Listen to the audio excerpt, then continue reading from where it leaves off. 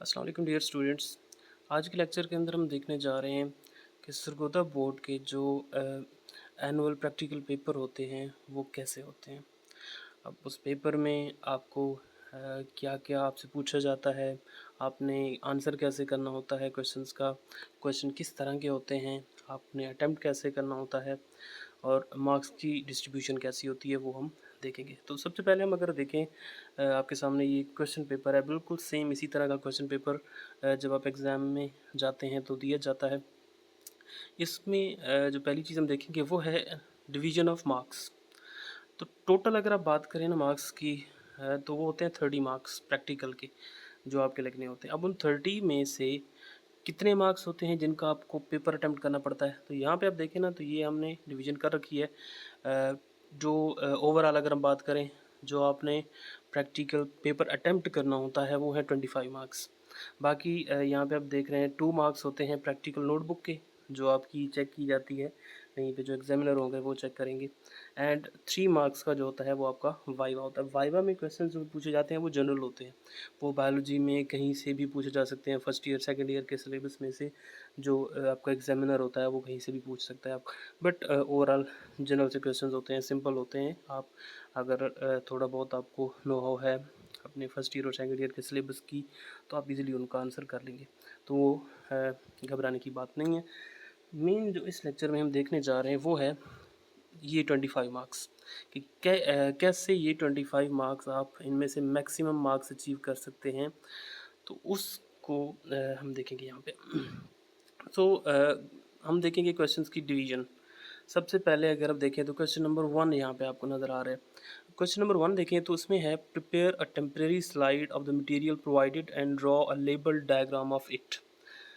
तो अब ये जो क्वेश्चन है ये एग्जामिनर पे डिपेंड करता है कि वो आपको किस चीज़ की स्लाइड बनाने को कहता है। टेम्परेरी स्लाइड्स का आपको डिफरेंस पता होगा, एक होती है परमानेंट स्लाइड्स, एक होती है टेम्परेरी स्लाइड। परमानेंट स्लाइड्स वो होती हैं जो आप अ, देखते हैं आप माइक्रोस्कोप में, पिछली क्लास में भी आपने देखा होगा कि बनी बनाई आपको मिलती हैं, लैब्स के अंदर मौजूद होती हैं, जिनको आप देखते हैं माइक्रोस्कोप के नीचे। टेम्परेरी स्लाइड वो होती हैं जो आप खुद प्रिपेयर करते हैं उनको यूज़ करके और बस उनको डिस्कार्ड कर देते हैं और उनको परमानेंटली स्टोर करके आप नहीं रखते हैं।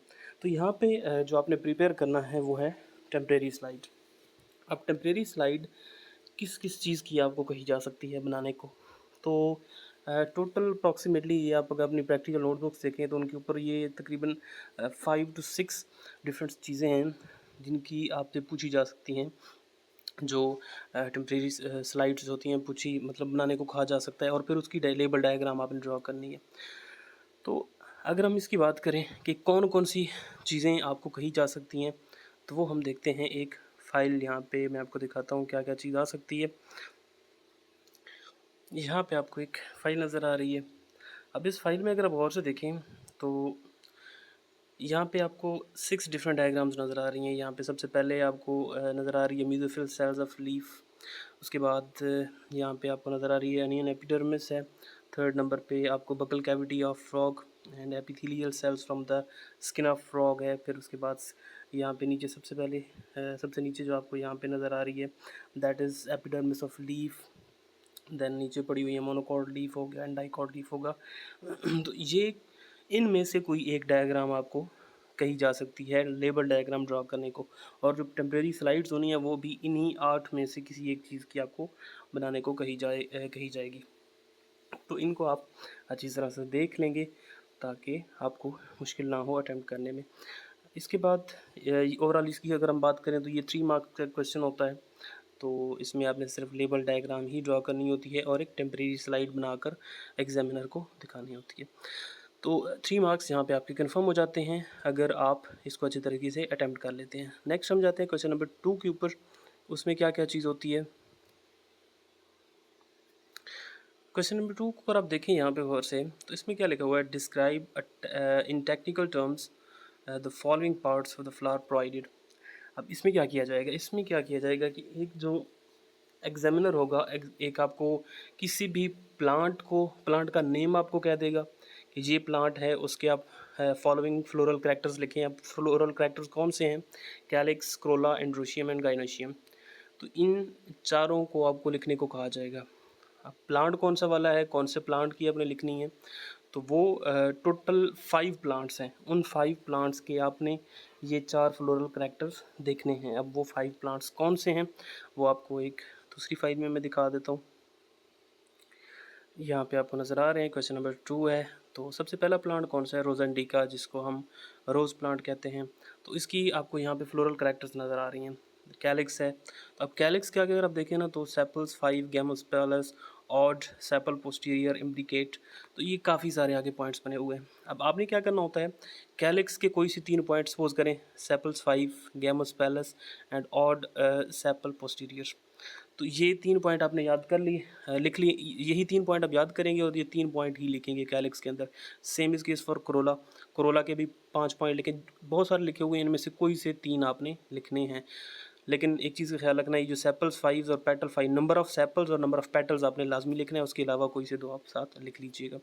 सो पोलीपेटैलस है, सेंटेड पेटल्स होते हैं 5 या मल्टीपल ऑफ 5 होते हैं, इम्ब्रिकेट है, इंफीरियर लार्ज। तो ये काफ़ी सारे लिखे, कोई से 3 आपने लिखने हैं, 3 या 4 जो आसानी से आप याद कर लें, बट मिनिमम 3 लिखने हैं। एंड्रोशियम गाइनोशियम के लिए भी सेम यही चीज़ें हैं, 3-3 पॉइंट मिनिमम आपने लिखने हैं। तो ये था रोज़ा इंडिका। फिर आगे अगर आप देखें तो स्लेनम निग्रम मैको प्लांट है, कैशिया फिस्टूला है जिसको हम अमलतास या गोल्डन शॉर कहते हैं, देन लिथाइरस ओडोरेटस है, स्वीट पी जिसको हम कहते हैं, एंड देन एवेना सैटिवा, जई या ओट प्लांट। अब इसकी अगर आप देखें तो इसमें कैलिक्स और क्रोला आपको नज़र नहीं आ रहे। उसकी वजह क्या है, यहाँ पे पेरियंथ लिखा हुआ है, तो उसके सामने लिखा हुआ है क्लियरली कि इसके अंदर जो सेपल्स और पेटल्स होते हैं वो क्लियरली डिस्टिंग्विश नहीं होते हैं। तो इसलिए पेरियंथ की हेडिंग देंगे आप वहाँ पे, और उसमें ये जो लिखा हुआ है आप ये लिख देंगे। एंड्रोशियम के लिए नीचे 3 पॉइंट लिखे हुए हैं और गायनेशियम के लिए लिखे हुए हैं। तो ये टोटल 5 प्लांट्स से, इन पाँचों प्लांट्स की आपने ये चारों फ्लोरल करैक्टर्स याद करनी है। ये 4 मार्क्स का आपका क्वेश्चन होगा, जो आपने बहुत अच्छे तरीके से अटैम्प्ट करना है। इसी में से, इन पाँचों प्लांट्स में से कोई प्लांट एक आ जाएगा। उसके बाद क्वेश्चन नंबर 3 है। तो क्वेश्चन नंबर 3 हम पहले देखते हैं कि कौन सा क्वेश्चन होता है और उसमें क्या क्या पूछा जा सकता है। जी, तो क्वेश्चन नंबर 3 है आपके सामने यहाँ पे। अब क्वेश्चन नंबर 3 में क्या है, क्वेश्चन नंबर 3 अगर आप देखें तो this is question number 3 and इसमें क्या लिखा हुआ है, pick out blank of frog skeleton and draw label diagram it of its dash view. अब होगा क्या यहाँ पे, यहाँ पे ये होगा कि फ्रॉग का स्केलेटन आपने आपका प्रैक्टिकल है एक, जो आपकी प्रैक्टिकल नोटबुक पे लिखा हुआ है। तो इसमें अब जो एग्जामिनर होगा वो आपको कहेगा, या आपको कोई भी फ्रॉग के डिफरेंट जो पार्ट्स होते हैं उसके स्केलेटन के, वो कोई भी पार्ट आपको उठा कर कहेगा कि ये फ्रॉग के स्केलेटन का कौन सा पार्ट है और इसकी लेबल डायग्राम ड्रॉ करें।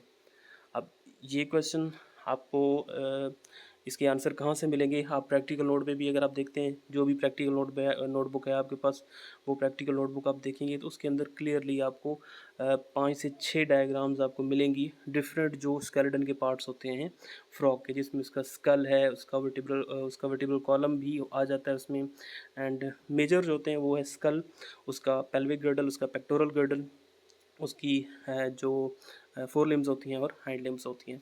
बहरहाल हम अपनी दूसरी मेजर फाइल पे देखते हैं जिसमें आपको आंसर मिल जाएंगे। तो कौन सी डायग्राम्स हो सकती हैं वो आपको मैं यहाँ पे दिखा देता हूँ। तो चलते हैं दूसरी फाइल की तरफ।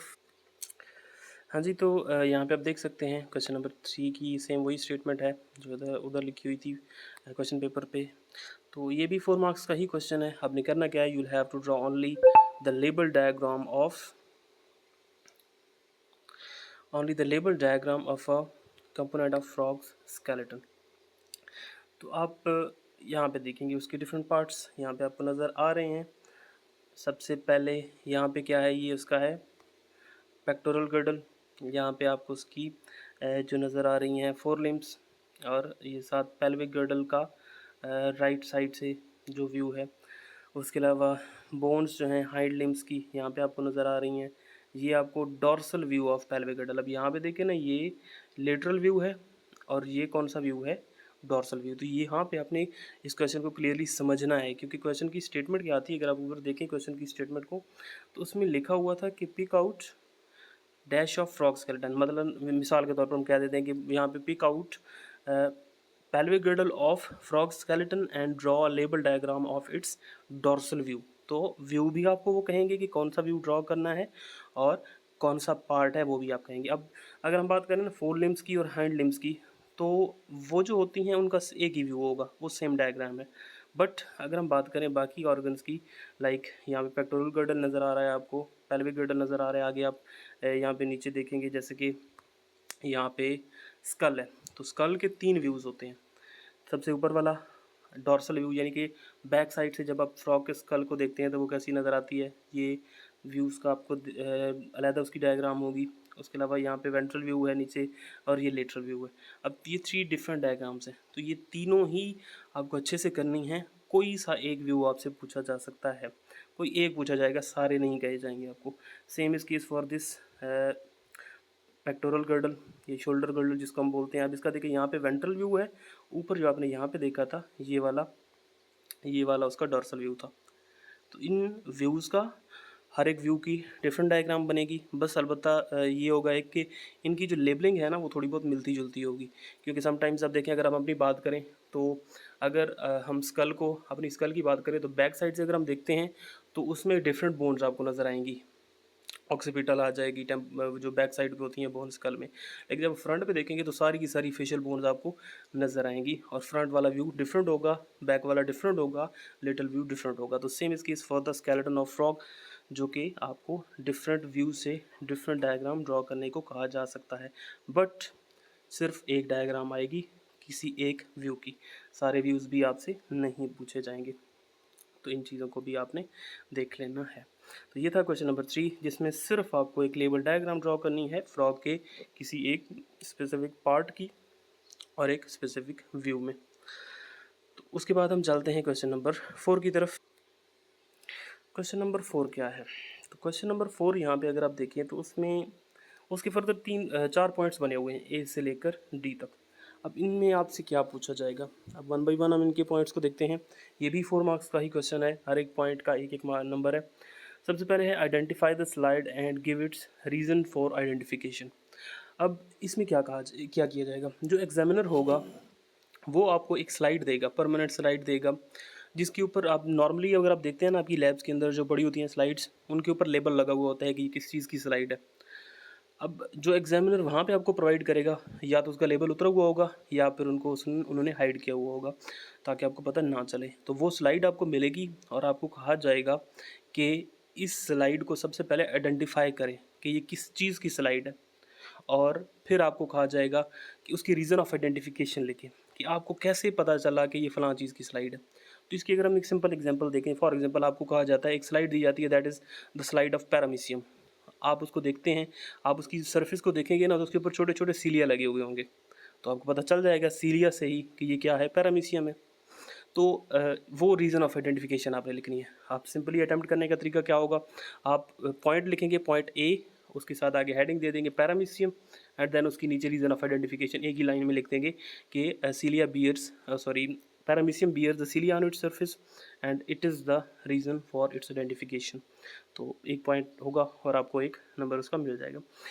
उसके बाद है point B, and it is identify the specimen and give its at least 1 character. अब स्पेसिमेन यहाँ पे ये भी स्लाइड भी हो सकती है, या आपको कोई स्पेसिमेन दिए जा सकते हैं, प्रिजर्व्ड स्पेसिमेन होते हैं, आप देखते हैं लैब्स के अंदर पड़े हुए होते हैं, फॉर्मलिन के अंदर उन्होंने प्रिजर्व किया हुआ होता है, तो वो आपको कहा जाएगा, उसके ऊपर भी लेबल नहीं होगा, आपको कहा जाएगा कि ये क्या चीज़ है और इसकी कोई एक कैरेक्टर लिखें। सपोज़ करें वो आपको दिखाते हैं कि वो आपको कोई भी चीज़ दिखाते हैं, लेट्स सपोज हम सिंपल सी एग्जांपल ले लेते हैं, फ्रॉग है, तो फ्रॉग का वो आपको एक दिखाते हैं और वो कहते हैं कि इसकी एक कैरेक्टर लिखें। तो फ्रॉग का सिंपल है, कोई सी कैरेक्टर भी आप उसकी लिख सकते हैं कि ये कॉर्डेटा फाइलम से बिलोंग करता है, ठीक है, ये इसकी क्लास क्या है, इसका आप ऑर्डर अगर आपको पता है वो लिख लें, इसकी आप फाइलम लिख लें, आप इसकी कोई भी और करैक्टर लिख सकते हैं, लाइक इसके अंदर रेस्पायरेशन 3 तरह से होती है, क्यूटेनियस रेस्पायरेशन है, पल्मोनरी होती है, बगल के थ्रू होती है इनकी।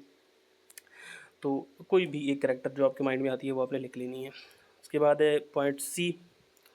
पॉइंट सी की अगर हम बात करें तो ये भी पॉइंट बी की तरह ही है, तो कोई भी स्पेसिमेन होगा आप उसको आइडेंटिफाई करेंगे और फिर उसकी करैक्टर लिखेंगे, एंड ये स्लाइड भी हो सकती है स्पेसिमेन की बजाय। उसके बाद फोर्थ पॉइंट भी पॉइंट ए की तरह ही है।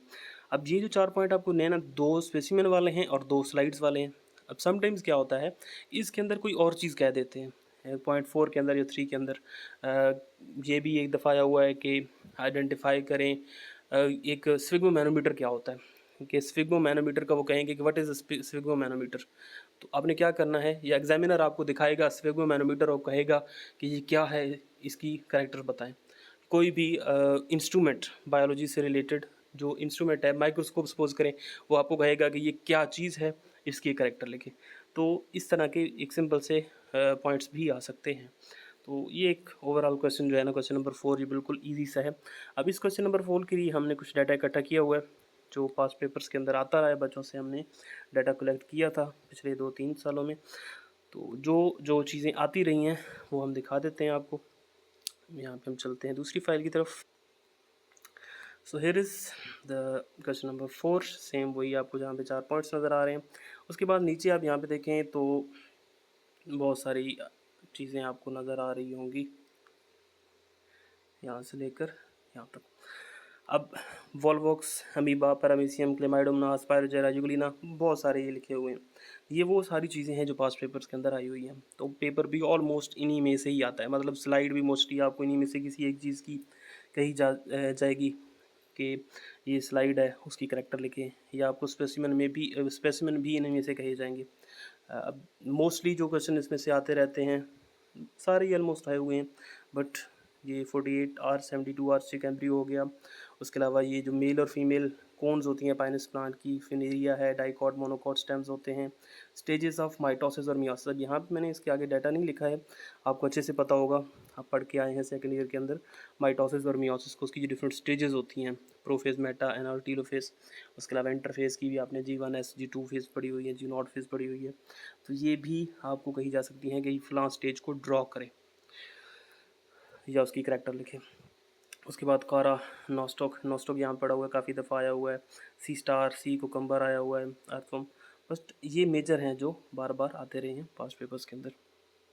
सो ये question number 4 I hope so आपको समझ आ गया होगा। उसके बाद हम चलते हैं लास्ट क्वेश्चन की तरफ, and that is question number 5।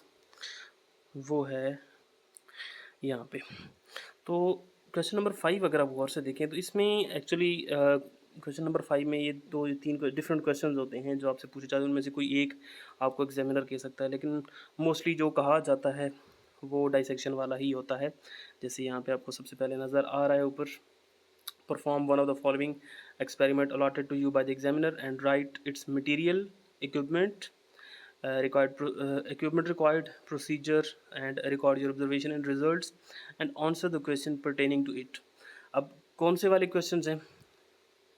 सबसे पहला क्वेश्चन नंबर ये 1 पड़ा हुआ है। इसमें आपको बायोकेमिकल टेस्ट का कहा जाता है, कोई भी टेस्ट करने होते हैं। ये आपने आपकी जो प्रैक्टिकल नोटबुक है उसके बिल्कुल स्टार्ट वाले जो प्रैक्टिकल्स हैं उनके अंदर एक लिखे हुए हैं, जैसे कि प्रोटीन की आइडेंटिफिकेशन का टेस्ट होता है, कार्बोहाइड्रेट्स हो गए, लिपिड्स हो गए, इनके आइडेंटिफिकेशन के डिफरेंट टेस्ट होते हैं। बट मोस्टली जो आपको डाइसेक्शन वाला कहा जाता है तो हम वही देखेंगे।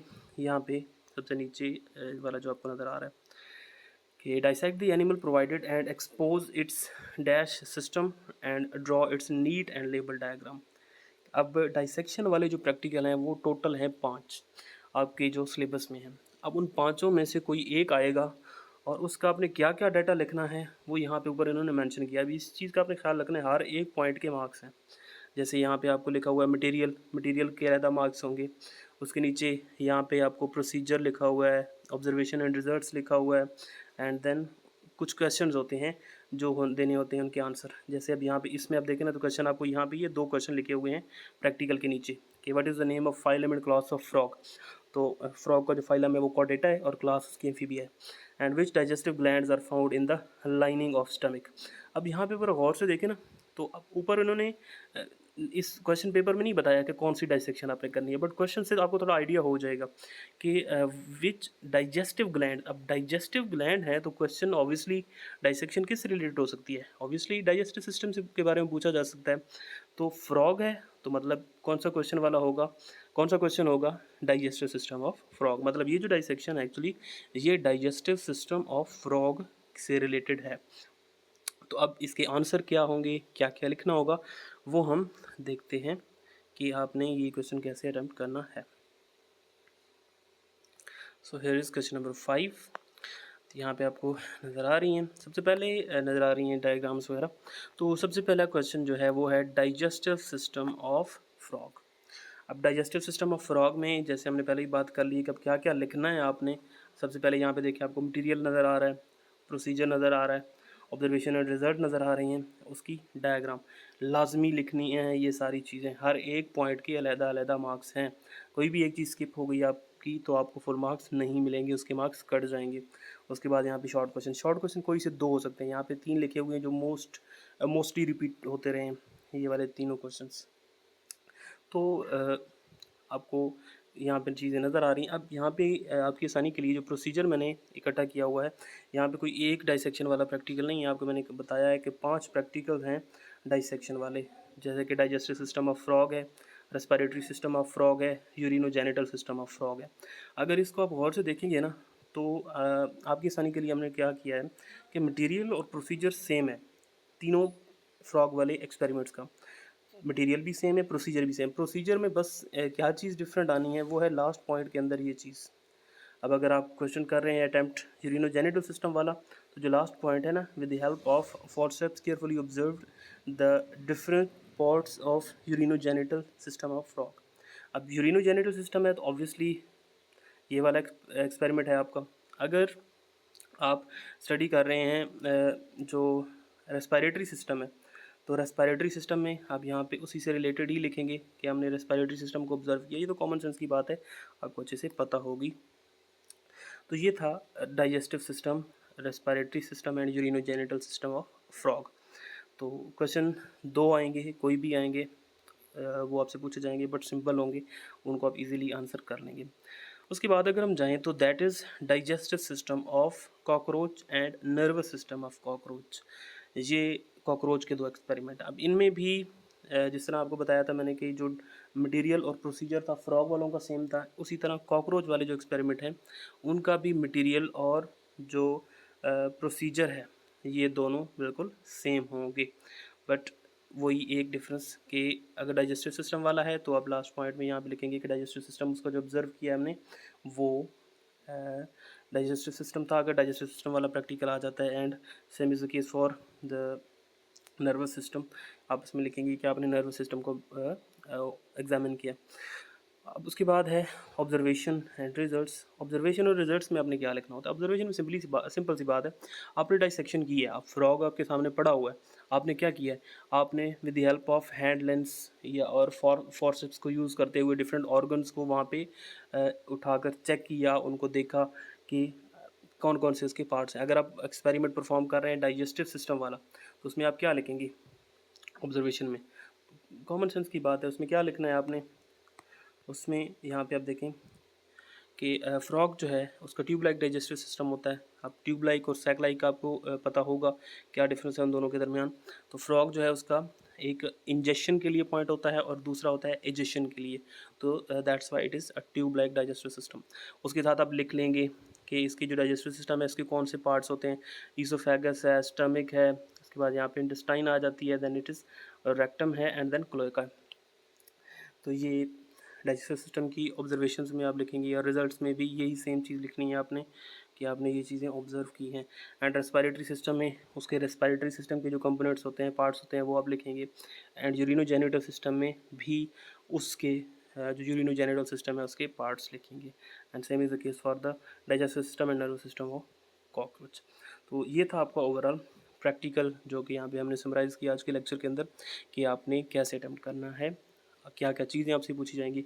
अब मैं आपको दिखाऊंगा एक क्वेश्चन पेपर, एक अटेम्प्टेड क्वेश्चन पेपर के किस तरह से आपने आंसर शीट पे आपने ये सारी चीज़ें अटेम्प्ट करनी है।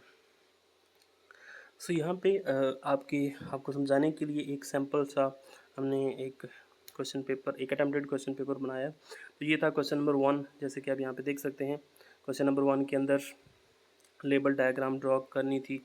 तो लेबल डायग्राम यहाँ पे किस चीज़ की है, लीफ मीजोफिल सेल्स की है। तो बहुत ही खूबसूरत सी एक डायग्राम यहाँ पे बनी हुई है, प्रॉपरली लेबल्ड है। अपर एपिडर्मिस, यहाँ पे लोअर एपिडर्मिस होती है।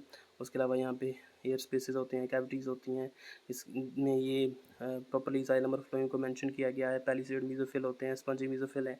तो ये बहुत ही बेहतरीन तरीके से लेबल की गई एक डायग्राम है। आपने भी बिल्कुल इसी तरह से डायग्राम जो है वो ड्रॉ करनी है।